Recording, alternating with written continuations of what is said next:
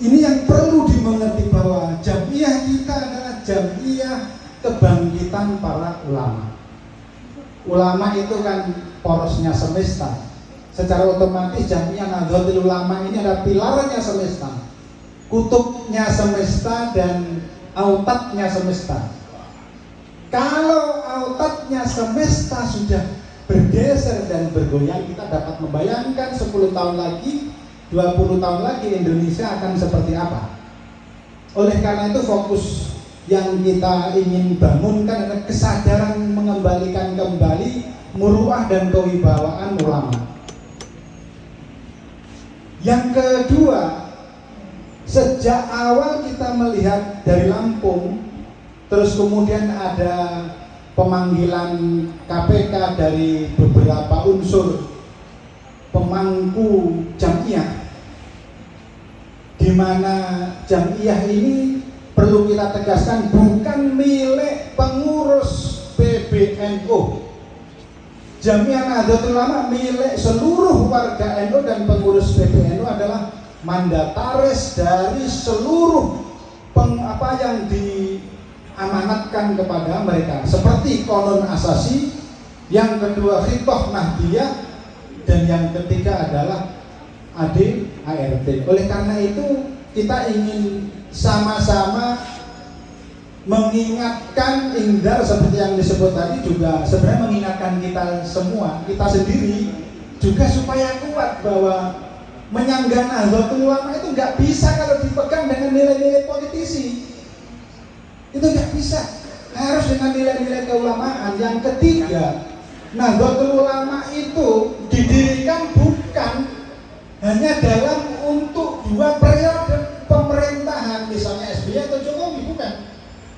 Nahdlatul Ulama didirikan dan dimaksudkan untuk ila yaumil qiyamah. Oleh karena itu penegakan nilai-nilai keulamaan mutlak harus dilakukan oleh setiap orang, aktivis buruh NU, petani NU, aktivis-aktivis Nahdlatul Ulama, dan para pemangku, pemimpin-pemimpin komunitas. Dan alhamdulillah kita di sini dihadiri oleh para pemimpin-pemimpin komunitas. Yang terakhir yang ingin saya tegaskan adalah apa yang dikemukakan oleh Imam Ghazali di dalam kaitannya dengan ulama dan negara. Ini penting karena seperti disebut oleh Kiai Haji Muhammad Imam Aziz tadi ya, fasadat ar-ra'iyah, rusaknya rakyat, rusaknya masyarakat, bifasadil muluk, dengan sebab ada rusaknya para pemimpin negara, pemimpin birokrasi dan yang lain. Di dalam kitab Ihya, tetapi disebutkan di dalam kelanjutannya wa fasadul muluk bi fasadil ulama. Tafsiran yang diberikan oleh Imam Said Murtado Az-Zabidi di dalam Ithafus Sadatul Muttaqin menjelaskan bahwa apa maksud kok bisa rusaknya ulama ini menyebabkan rusaknya pemimpin, apa yang terjadi? Tafsirannya adalah wa khalatuhum wa dahanuhum, karena bercampurnya sampai nggak bisa dibedakan antara pimpinan ulama dengan pimpinan birokrasi, pimpinan negara, terlalu bercampur sehingga ulama tidak lagi bisa dibedakan apakah dia itu humasnya politisi atau humasnya presiden atau menjadi humasnya oligarki, bohir.